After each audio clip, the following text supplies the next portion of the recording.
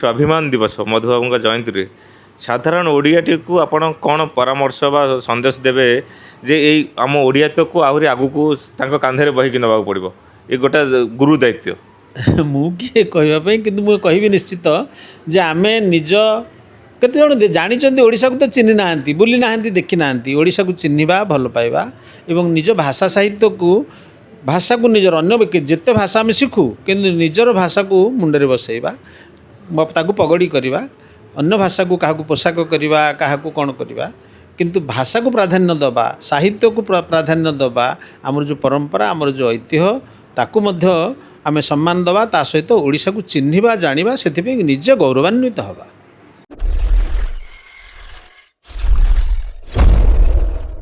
जय जगन्नाथ नमस्कार दर्शक बंधु आम सहित आज एभली जड़े व्यक्तित्व अच्छा जे कि सारा ओडिशा रे बेस सुपरिचित से आउ कहीं नुहति संस्कृति भाषा साहित्य संस्कृति ओडिया भाषा साहित्यर जड़े प्रमुख बिंधाणी श्रीजुक्त दास बेनहुर सार को एक्सक्लूसिव ओडिशा को स्वागत करुच्ची। सर नमस्कार आपन को स्वागत धन्यवाद। सर आसंता काली मैं राति पाहिले मधुबाबू जयंती ओडिया स्वाभिमान जे प्रतीक स्रष्टा जे कहले अत्युक्ति हेब ना जगन्नाथ पर जे ओडिशा स्वाभिमान को जे अधिक रुद्धिमंत कर जयंती। सर वर्तमान आम ओडिशा रे जदि देखिबा राजनीतिक परिप्रेक्षी जदि देखिबा ओडिया स्वाभिमान अस्मिता को लेकिन बहुत चर्चा चली। तो सर वर्तमान ये परिप्रेक्षी आप कौन कहना चाहिए सतरे आम ओडिया अस्मिता ओडिया स्वाभिमान केते बंचिक रही जेकोसी व्यक्ति बा जेकोसी जाति निज पई परिचय खोजे कारण परिचय नथिले मनुष्यर व्यक्तित्वर प्रकृत विकास हुए ना।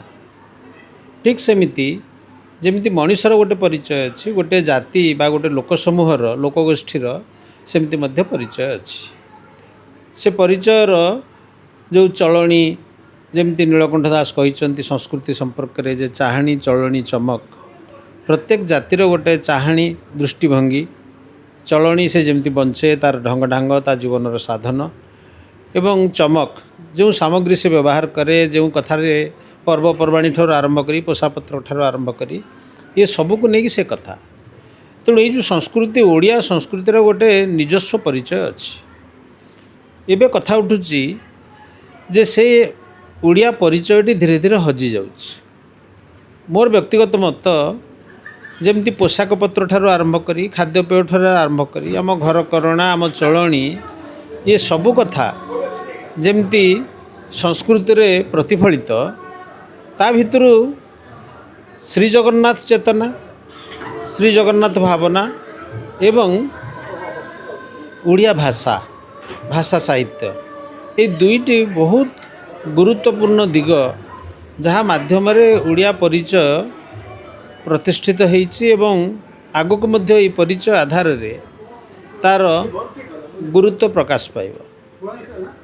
ठीक सेमिति अन्य सबु जाति जेते जाति गोष्ठी अछंती से जातिर मध्य भिन्नता अच्छी कारण आमे गुजराती को देखिबा महाराष्ट्रियन को देखिबा पंजाबी मानन को देखिबा बिहारी भाई मानन को देखिबा प्रत्येक से माने समस्त भारतीय आमे भी ओडिया माने भारतीय परिचय हूँ गोटे सामग्रिक परिचय किंतु ता भितर गोटे उपपरिचय अच्छी जोटा को आमे जेमती ओडिया परिचय ये गोटे उपपरिचय। तेणु जमती मु व्यक्तिटीए मु गोटे परिवार रे थिले भी मु अमक वंशर लोक से जमती मोर परिचय मो निजर मध्य गोटे परिचय अच्छी। तेणु ये देखा कथा जे ये जो ओडिया परिचय काली जहाँ कथा कहले उत्कल गौरव मधुसूदन दास समस्ते जानिबा दरकार जे ओडिया गोटे जाति बोली आगुरी कहीं विचार कर नथिले। आमे तो कहू ए खंडक उत्कल थिला से खंडक कलिंग थिला ए खंडक त्रिकलिंग थिला से खंडक कोशल थिला ये तोषाली थिला ए खंडक सबू मिसी बर्तमान ओडिशा किंतु ता भितरु जेहेतु अतीत कालरू ये जो उत्कल कथाटी को जमती आमर जातीय संगीत रे उत्कल कथा रखिछन्ति रवीन्द्रनाथ ठाकुर 1911 लिखाई सेमती कपिल संहितार मध्य उत्कलर कथा कहुई। तेणु उत्कल नाँटी को टी आगू को नहीं आम जमी ठाकुर बहुत ना अच्छी पीतवास सी दामोदर सी होती द्वारकाधिपति ଖାଲି ଦ୍ୱାରିକାଧିପତି କହିଦେଲେ ତାଙ୍କର ଅସ୍ତିତ୍ୱଟା ଛୋଟ ହୋଇଗଲା ତା ନୁହେଁ, ସେ ଆଉ ଗୋଟେ ନାଁ। ସେମିତି ଉତ୍କଳ ନାଁ ଟିକେ ଧରା ହେଇଛି। ମଧୁସୂଦନ ଦାସ ସେତେବେଳେ ସେ ସମଗ୍ର ଓଡ଼ିଶାର କଥା ଚିନ୍ତା କରିଛନ୍ତି ଏବଂ ଯେଉଁ ବିଚ୍ଛିନ୍ନାଞ୍ଚଳ ସବୁ ହେଇକି ଥିଲା, ଓଡ଼ିଶାକୁ ତ ତିନି ଭାଗ କରି ପକାଇଥିଲେ, ବାଣ୍ଟି ଦେଇଥିଲେ ତିନି ଆଡ଼େ। ସେ ଅଞ୍ଚଳଗୁଡ଼ିକୁ କେମିତି ଏକାଠି କରାଯିବ ସେଇଟା ଥିଲା ତାଙ୍କର ସବୁଠାରୁ ମନ ଭିତରେ ଗୋଟେ ବଡ଼ ଆବେଗ ସୃଷ୍ଟି କରିଥିଲା, ଯେଉଁଥିପାଇଁ ସେ 1903ରୁ ଉତ୍କଳ ସମ୍ମିଳନୀ କରିଥିଲେ।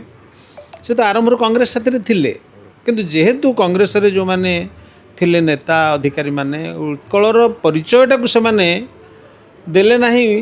ଯେଉଁ ସ୍ୱାଧିକାର ମଣିଷର ବା ଓଡ଼ିଆମାନଙ୍କର ଯେଉଁ ପରିଚୟଟା, ସେଟାକୁ ସେମାନେ ଗୁରୁତ୍ୱ ଦେଲେ ନାହିଁ ବୋଲି ମାଗିଲା ପରେ ବି ହଁ, ସେ 1903ରେ ତାଙ୍କର ଅନୁଭବ ହେଲା ଯେ ଓଡ଼ିଆ ଜାତି ଯେଉଁ ପରିଚୟ ପାଇବା କଥା ଏମାନେ ତାକୁ ତାହା ଦେବେ ନାହିଁ। ତେଣୁ ସେ ଲଢ଼ିଲେ, ବାହାରୁ ଚେଷ୍ଟା କରୁଥିଲେ ଓଡ଼ିଶାକୁ ନେଇକରି ଲଗାଇବା ପାଇଁ, ତାଙ୍କ ସାଥିରେ ଯୋଡ଼ିବା ପାଇଁ। କିନ୍ତୁ ସେ ଦେଖିଲେ ଯେ ଓଡ଼ିଶାକୁ ବିକଶିତ କଲେ ସେ ଆପେ ଯୋଡ଼ି ହେବ, ଓଡ଼ିଶାର ପରିଚୟଟା ବଡ଼ କଥା। ମୁଁ ତେଣୁ ଯେଉଁ କହିବାକୁ ଚାହେଁ ଯେ ପ୍ରତ୍ୟେକ ବ୍ୟକ୍ତିର ପରିଚୟ ତା ପାଇଁ ବଡ଼, ଯେମିତି ବ୍ୟକ୍ତି ଭାବରେ, ଜାତି ଭାବରେ। ମଧୁସୂଦନ ଦାସ ସେ ଲକ୍ଷ୍ୟ କଲେ ଯେ ଓଡ଼ିଆ ଜାତି ତାର ପରିଚୟକୁ ସାବ୍ୟସ୍ତ କରିବା ପାଇଁ ହେଲେ ସବୁଠୁ ବଡ଼ କଥା ହେଉଛି ତାର ନିଜର ଯେଉଁ ଗୌରବ, କଳା କୌଶଳ, ତାରକସି କାମ, ତାର ସାହିତ୍ୟ, ତାର ଯେଉଁ ଉତ୍କର୍ଷ ବିଭିନ୍ନ ଦିଗରେ ସେ ତାକୁ ପ୍ରତିପାଦିତ କରିବା ପାଇଁ ଚାହିଁଥିଲେ। ପରିସ୍ଥିତିରେ ପଡ଼ିକି ସେ ଖ୍ରୀଷ୍ଟିଆନ ହେଇଥିଲେ ନିଶ୍ଚିତ, କିନ୍ତୁ ସିଏ ମନମୁନ ଦେଇ ଜଗନ୍ନାଥଙ୍କର ସେବା କରି ଯେତେବେଳେ ବ୍ରିଟିଶ ସରକାର ଜଗନ୍ନାଥଙ୍କର ପରିଚାଳନା ଦାୟିତ୍ୱକୁ, ମନ୍ଦିରର ପରିଚାଳନା ଦାୟିତ୍ୱକୁ ନେଇଯିବାକୁ ବସିଥିଲେ, ମଧୁସୂଦନ ଦାସ ଲଢ଼ିକିରି ହିଁ ଫେରେଇ ଆଣିଥିଲେ। ତେଣୁ ଯେଉଁ ଓଡ଼ିଶାର ଗୌରବ ଯେଉଁ ଚାଲି ଯାଉଥିଲା, କାରଣ ଜଗନ୍ନାଥଙ୍କୁ ନେଇକରି ଓଡ଼ିଶାର ଗୋଟେ ବିରାଟ ଗୌରବ। ଯଦି କହିବ ବାହାରକୁ ଧର୍ମ ଯଦି କହିବା ଖ୍ରୀଷ୍ଟିଆନ କରିଥିଲେ, ଧର୍ମ ଗ୍ରହଣ କରିଥିଲେ ମଧ୍ୟ ସେ ମନମୁନ ଚୈତନ୍ୟରେ ଯେମିତି ହିନ୍ଦୁ ଥିଲେ, ଜଗନ୍ନାଥଙ୍କ ଶରଣାପନ୍ନ ଥିଲେ। ସେ ଆପଣ ତ ଦେଖିବେ ସେ ଯେଉଁ ଗୀତ ଲେଖିଛନ୍ତି ଯେ ଉଠିବେ ମା ଦଶଭୁଜା, ସେଟା କ'ଣ ଖ୍ରୀଷ୍ଟିଆନର କଥା? ଜଗନ୍ନାଥଙ୍କ କଥା ସେ ବାରମ୍ବାର ଇଏ କରିଛନ୍ତି। ସେ କ'ଣ ତେଣୁ ତାଙ୍କର ସେ ଜଣେ ଆଜି ମୋତେ ଭଲ ଲାଗିଲା କହିଲେ ଶ୍ରୀଯୁକ୍ତ ପ୍ରଶାନ୍ତ ନନ୍ଦ ଯେ ମଧୁସୂଦନ ସେ ହେଉଛନ୍ତି ଓଡ଼ିଶା ମାଟିର ଚନ୍ଦନ। ତେଣୁ ସତେ ଯେମିତି ସେ ଆମ ମାଟିର ମହକ। ସେ ନଥିଲେ, ସେ ଯଦି ଚେଷ୍ଟା କରିନଥାନ୍ତେ ଉତ୍କଳ ସମ୍ମିଳନୀ ମାଧ୍ୟମରେ, ତାହେଲେ ଆଜି ଯେଉଁ ବିଚ୍ଛିନ୍ନାଞ୍ଚଳ ଚାରିଆଡ଼େ ବିଛାଡ଼ି ପଡ଼ିଥିଲା ଓଡ଼ିଶା, ସେ ଏକତ୍ରିତ ହୋଇନଥାନ୍ତା। ଏବେ ବି ଅନେକ ସ୍ଥାନ ଆମର ସିଂଭୂମ ହେଉ, ଖରସୁଆଁ ହେଉ, ଷଢ଼େଇକଳା ହେଉ, ଫୁଲପୁର ହେଉ, ଏସବୁ ବହୁତ ଅଞ୍ଚଳ ରହିଯାଇଛି ଓଡ଼ିଶା ବାହାରେ। ସେ ତ ନିଜେ କହୁଥିଲେ ଯେତେବେଳେ କଥା ଉଠିଲା ଯେ ଓଡ଼ିଶାକୁ କାହାକୁ ଆମେ କହିବା ଓଡ଼ିଶା ବୋଲି, ଓଡ଼ିଶା ହେଉଛି ସେଇ ଅଞ୍ଚଳ ଯେଉଁ ଯାଏଁ ଓଡ଼ିଆ ଭାଷା ପ୍ଲାବିତ ହେଇକି ଅଛି। ଯେଉଁ ଅଞ୍ଚଳ ଯାଏଁ ଓଡ଼ିଆ ଲୋକ କହୁଛନ୍ତି, କଥା କହୁଛନ୍ତି, ଓଡ଼ିଆ ଭାଷାଟା ଚାରିଆଡ଼େ ଇଏ ହେଇକିରି ଅଛି, ସେଇଟା ତ ଓଡ଼ିଆ ଅଞ୍ଚଳ। ତେଣୁ ସେଇଟା ଓଡ଼ିଶାର ଅଂଶ ବୋଲି ସେ କହୁଥିଲେ। ଏବଂ ଦ୍ୱିତୀୟ କଥାଟି କହୁଥିଲେ ଯେ ଯେଉଁମାନେ ଦୀର୍ଘ ଦିନ ଧରି ଓଡ଼ିଶାରେ ରହିଛନ୍ତି, ଓଡ଼ିଶାକୁ ନିଜର ଘର କରିଛନ୍ତି, ଓଡ଼ିଶାରେ ନିଜର ଜୀବନ ଜୀବିକାକୁ ଯୋଡ଼ିଛନ୍ତି, ସେମାନେ ମଧ୍ୟ ଓଡ଼ିଆ। ତେଣୁ ଏଭଳି ଗୋଟେ ଦୃଷ୍ଟିଭଙ୍ଗୀ ରଖିଥିବା ଲୋକ, ଏଭଳି ଜଣେ ଉର୍ଜ୍ଜସ୍ୱଳ ବ୍ୟକ୍ତିତ୍ୱ ଆମେ ଆଉ ଦେଖିବା ନାହିଁ। ତେଣୁ ନିଜର ସମସ୍ତ ଶକ୍ତି, ନିଜର ସମସ୍ତ ଧନ ସମ୍ପତ୍ତି ସେ ଦାନ କରି ସେ ଓଡ଼ିଆ ଜାତିର ପରିଚୟକୁ ଆଣିଥିଲେ। ଏବଂ ଯଥାର୍ଥରେ ଓଡ଼ିଶାର ପରିଚୟ କଥା ଯେଉଁ ଆମେ ଆଜି ବି କହୁଛେ, କାହାକୁ ନେଇକି ପରିଚୟ? ମୁଁ ମୋ ଦେହରେ ଯାହା ଅସୁବିଧା ଅଛି ବା ଯେଉଁ କଥା ମୋର ଗୌରବ ଦେବ ନାହିଁ ମୋତେ, ବା ମୋ ସମ୍ପର୍କରେ ଗୌରବାନ୍ୱିତ ମୋତେ କରିବ ନାହିଁ ଅନ୍ୟମାନଙ୍କ ଆଗରେ, ତାକୁ ମୁଁ ଅସ୍ମିତା ଭିତରେ ଯୋଡ଼ିବି ନାହିଁ। ଅସ୍ମିତା ହେଉଛି ପରିଚୟର କଥା, ମୁଁ ଅଛିର କଥା, ମୋ ପଣର କଥା। ଏଇଟା ଯେତେବେଳେ ସମୂହ ହେଇଯାଉଛି ଅସ୍ମିତାଟା, ମୋ ଅସ୍ମିତା କହିଲେ ସେଇଟା ଟିକେ ଅହଙ୍କାର ଆଡ଼କୁ ଯିବ, କିନ୍ତୁ ଆମ ଅସ୍ମିତା କହିଲେ ସେଇଟା ଗୋଟେ ବିସ୍ତାରିତ ହେଇଗଲା, ସେଥିରେ କୌଣସି ଅହଙ୍କାର ନାହିଁ। ସେଇଟା ହେଉଛି ସ୍ୱାଭିମାନ। ସ୍ୱାଭିମାନ ହେଉଛି ଗୋଟେ ସମୂହ ଅଭିମାନର କଥା। ସମୂହ ଅଭିମାନ କାହାକୁ ନେଇକି ହେବ? ଯେଉଁ ଯେଉଁ କଥା ଗୁଡ଼ିକରେ ଓଡ଼ିଆ ଜାତିର ଗୌରବ ଅଛି, ଯେମିତି ମୁଁ କହୁଥିଲି ଓଡ଼ିଆ ଜାତିର ପିଠାପଣା ତାର ସ୍ୱାତନ୍ତ୍ର୍ୟ ଅଛି, ଓଡ଼ିଆ ଜାତିର ଅଳଙ୍କାର ତାର ସ୍ୱାତନ୍ତ୍ର୍ୟ ଅଛି, ବେଶ ପୋଷାକ ତାର ସ୍ୱାତନ୍ତ୍ର୍ୟ ଅଛି, ତାର ଭାଷା ସାହିତ୍ୟ ତାର ସ୍ୱାତନ୍ତ୍ର୍ୟ ଅଛି। ତେଣୁ ଏଇସବୁ କଥାକୁ କେମିତି ଆଗକୁ ଆମେ ନେବା, ଆଜି ଏଠି ଆମର ସମ୍ଭାବନା ତରଫରୁ ଶ୍ରେଷ୍ଠ ଓଡ଼ିଆଣୀ ଉତ୍ସବ ହେଉଛି, ସେଇ କଥା ଉପରେ ପ୍ରାଧାନ୍ୟ ଦେଇକି କଥା ହେଉଛି। ଆମେ ବାଛୁଛୁ ଜଣେ ଶ୍ରେଷ୍ଠ ଓଡ଼ିଆଣୀକି ପ୍ରତିବର୍ଷ, ତାଙ୍କ ସହିତ ଜଣେ ସହଶ୍ରେଷ୍ଠ ଓଡ଼ିଆଣୀ।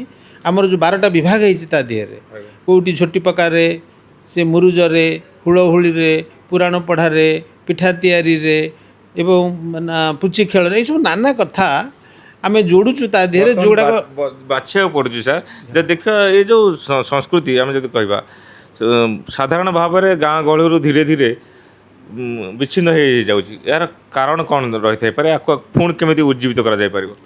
ଦେଖନ୍ତୁ ଆମେ ସହରରେ ଆସିକି ରହିବାଟା ତାକୁ ଆମେ ଦୋଷ ଦେଲେ ଚଳିବ ନାହିଁ, କାରଣ ଆମର ଯେଉଁ ପ୍ରକାରର ଜୀବନ ନୀତି ହେଇଛି ଆଉ କୃଷି ମୂଳ ଅର୍ଥନୀତି ହେଇକି ନାହିଁ।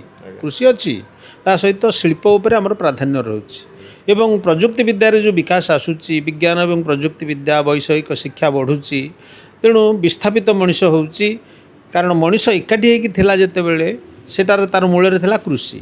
ସେ କୃଷି ଅର୍ଥନୀତି ବର୍ତ୍ତମାନ ଯେଉଁଭଳି ଥିଲା ସେଭଳି ଆଉ ନାହିଁ। ତେଣୁ ଆମେ ସହରକୁ ଆସିବା, କିନ୍ତୁ ତାର ଅର୍ଥ ନୁହଁ ଯେ ନିଜ ପରମ୍ପରାକୁ ଭୁଲିଯିବା, ନିଜ ପିଠାପଣାକୁ ଭୁଲିଯିବା, ନିଜ ଭାଷାକୁ ଭୁଲିଯିବା, ନିଜ ସାହିତ୍ୟକୁ ଭୁଲିଯିବା। ଯେମିତି ଆମର ପରମ୍ପରା ମାନ୍ୟତା ଅଛି, ଦାଦା ଖୁଡ଼ି ବଡ଼ ବାପା ବଡ଼ ମା ଏସବୁ କଥା ଗୁଡ଼ାକ ଅଛି, ତାକୁ ଆମେ ଆଉ ମାନେ ଭୁଲିଗଲେ ଚଳିବ ନାହିଁ, ତାକୁ ବଜାୟ ରଖିବାକୁ ପଡ଼ିବ। ସାର୍ ଆଉ ଗୋଟେ କଥା, ଯେମିତି ଆମର ରାଜନୀତିରେ ଆମେ ଦେଖୁଥିବା ସରକାର ବଦଳିଲା, ଗୋଟେ 24 ବର୍ଷର ଶାସନ ବଦଳିଲା, ଯାହାକୁ ନେଇକି ଓଡ଼ିଆ ଅସ୍ମିତାକୁ ନେଇକି। ଆଉ ବର୍ତ୍ତମାନ ସମୟରେ ଯାହାକୁ ନେଇକିନା ବହୁତ ରାଜନୈତିକ ପୃଷ୍ଠଭୂମିରେ ଚର୍ଚ୍ଚା ହେଉଛି ଅସ୍ମିତା କଥା ବିଭିନ୍ନ ସମୟରେ। ତ ଏଇ ଅସ୍ମିତା ଭିତରେ କେଉଁଠି ନା କେଉଁଠି ମଧୁବାବୁ ଗୋପବନ୍ଧୁ ଏମାନେ ହଜି ଯାଉନାହାନ୍ତି କି? ନାଇଁ ମୁଁ ତ ଭାବୁଛି ଏ ଯେଉଁ ଓଡ଼ିଶା ନାଗରିକ ମଞ୍ଚ ହେଇଛି, ସେମାନେ ବିଜୁ ବାବୁଙ୍କ ଜନ୍ମଦିନରୁ ଆରମ୍ଭ କଲେ। ଜନ୍ମଦିନରୁ ନା, ସେ ଆରମ୍ଭ ହେଲା ତାଙ୍କ ଶ୍ରାଦ୍ଧ ଦିବସରୁ ଆରମ୍ଭ କଲେ। କିନ୍ତୁ ଜାନକୀ ବଲ୍ଲଭ ପଟ୍ଟନାୟକଙ୍କର ଜନ୍ମଦିବସକୁ ମଧ୍ୟ ପାଳନ କଲେ। ମୁଁ ଶୁଣୁଥିଲି ଯେ ସେମାନେ ଏଇଭଳି ଯେଉଁ ବରପୁତ୍ରମାନଙ୍କର, ଯେମିତି କହିଲେ ମଧୁସୂଦନ କଥା, ଏ ତ ସ୍ୱାଭିମାନ ଦିବସ ତ ପାଳନ କରୁଛି, ଆମ ଓଡ଼ିଶା କରୁଛି ମଧ୍ୟ। ଆଜି କାଲି ଦେଖିବେ ବହୁତ ଜାଗାରେ ସ୍ୱାଭିମାନ ଦିବସ ପାଳିତ ହେବ। ସେମିତି ଗୋପବନ୍ଧୁଙ୍କର ଜନ୍ମଦିନକୁ, ରାଧାନାଥ ରାୟଙ୍କର ଜନ୍ମଦିନକୁ, ମଧୁସୂଦନ ଦାସଙ୍କର ଜନ୍ମଦିନକୁ, ଏପରିକି ଭୀମ ଭୋଇଙ୍କୁ ନେଇକରି ଯେଉଁ କଥାଗୁଡ଼ିକ ଆମ ଓଡ଼ିଆ ଭାଷା ସାହିତ୍ୟରେ ଗୌରବ ଆଣିଦେଇଛି, ଆମ ଚେତନାବୋଧରେ ଯେ ଆଣିଛି, ଉତ୍ତରଣ ଆଣିଛି, ସେଇମାନଙ୍କୁ ନେଇକରି ଏକ ସଂଗଠନ ହେବ। ଯଦି ରାଜନୈତିକ ଉଦ୍ଦେଶ୍ୟରେ ଖାଲି ଭୋଟ ପାଇବା ପାଇଁ ଆମେ କରିବା, ତାହେଲେ ତାହା ଓଡ଼ିଶାର ବିକାଶରେ ସାହାଯ୍ୟ କରିବ ନାହିଁ। ତେଣୁ ଆମକୁ ଯୋଡ଼ିବାକୁ ପଡ଼ିବ ଆମ ଐତିହ୍ୟକୁ ଏବଂ ଆମ ପରମ୍ପରାକୁ, ତା ସହିତ ଯେଉଁ ପୂର୍ବସୂରୀମାନେ ଓଡ଼ିଶାକୁ ଏ ସ୍ତରକୁ ଆଣିଛନ୍ତି, ପରିଚୟ ଦେଇଛନ୍ତି, ସେମାନଙ୍କର ମଧ୍ୟ ଉତ୍ସବ ପାଳନ ହେବା ଆବଶ୍ୟକ। ସାର୍ ଆଉ ଗୋଟେ କଥା, ଯେମିତି ଦେଖିବେ ଅସ୍ମିତାଙ୍କ ନାଁକୁ ନେଇ ଯେମିତି ସରକାର ଆସିଲେ, କିନ୍ତୁ ସେଭଳି କେଉଁଠି ସରକାରୀ କାର୍ଯ୍ୟକ୍ରମରେ, ସରକାରୀ ସ୍ତରରେ ଅସ୍ମିତାର ସ୍ୱର ଦେଖାଯିବାକୁ ମିଳୁନି। ଓଡ଼ିଆ ଭାଷାର ଶାସନ କଥା କୁହନ୍ତୁ, ଓଡ଼ିଆ ନାମଫଳ କଥା କୁହନ୍ତୁ, ଏସବୁ କ୍ଷେତ୍ରରେ ହେଉନି। ଏ ଦିଗରେ କ'ଣ କରିବା ଦରକାର? ନା, ଏବେ ତ କହୁଥିଲେ ଆମର ପୃଥ୍ୱୀରାଜ ହରିଚନ୍ଦନ ମନ୍ତ୍ରୀ ମହୋଦୟ କହୁଥିଲେ ଯେ ଆମର ଚେଷ୍ଟା ଚାଲିଛି, ଯେମିତି ଧରା ଯେଉଁ ବିଭିନ୍ନ ପର୍ବ କରୁଛନ୍ତି, ସେମାନେ ଅସ୍ମିତାର ପର୍ବ ପାଳନ କରୁଛନ୍ତି, ସେମାନେ ଚେଷ୍ଟା କରୁଛନ୍ତି। ମୋର ବ୍ୟକ୍ତିଗତ ମତ, କେବଳ ଅସ୍ମିତାର ସ୍ଲୋଗାନରେ ଗୋଟେ ସରକାର ବଦଳିଛି ସେ କଥା ନୁହେଁ। ବିଭିନ୍ନ କଥା ଅଛି, 24 ବର୍ଷ ଧରିକି ସେ ପୂର୍ବ ଦଳଟି ଥିଲା, ଶାସନରେ ଥିଲା, ତାର ବି ଭୁଲ ଭଟକା ସବୁ ଅଛି। ତେଣୁ ବିଭିନ୍ନ କାରଣରୁ ଆସିଛି। କିନ୍ତୁ ଏଇ ଯେଉଁ ସରକାର, ଆପଣ ବର୍ତ୍ତମାନ ଯେଉଁ ବ୍ୟବସ୍ଥା ଅଛି, ସେ ବ୍ୟବସ୍ଥାରେ ଯାହା କହିଲେ ଆଜି ମନ୍ତ୍ରୀ, ମୁଁ ସେଇଥିରୁ ବୁଝିଲି ଯେ ତାଙ୍କର ବହୁତ ଯୋଜନା ଅଛି କରିବା ପାଇଁ। ଆଗକୁ କିଛି କିଛି ହେଇଛି, କିଛି କିଛି ଆଗକୁ ହେବାକୁ ଅଛି। ଆଶା କରିବା ଆମେ ଯେ ସେମାନେ ଓଡ଼ିଆର ଯେଉଁ ପରିଚୟ, ତାର ଯେଉଁ ଗୌରବ, ତାର ଯେଉଁ ଅଛିପଣ, ସେଟାକୁ ଆଗକୁ ନେବେ। ବହୁତ ବହୁତ ଧନ୍ୟବାଦ ସାର୍, ଆପଣ ଆମକୁ ଏତେ ସମୟ ଦେଇକିନା ଆମ ଓଡ଼ିଆ ବିଷୟରେ, ଓଡ଼ିଆ ଜାତିର ପ୍ରଗତି ବିଷୟରେ ଆମକୁ ମତାମତ ଦେଇଥିବାରୁ ବହୁତ ବହୁତ ଧନ୍ୟବାଦ, ଶୁଭେଚ୍ଛା, ଜୟ Jagannath. Welcome to exclusive Odisha. Like and subscribe for more videos.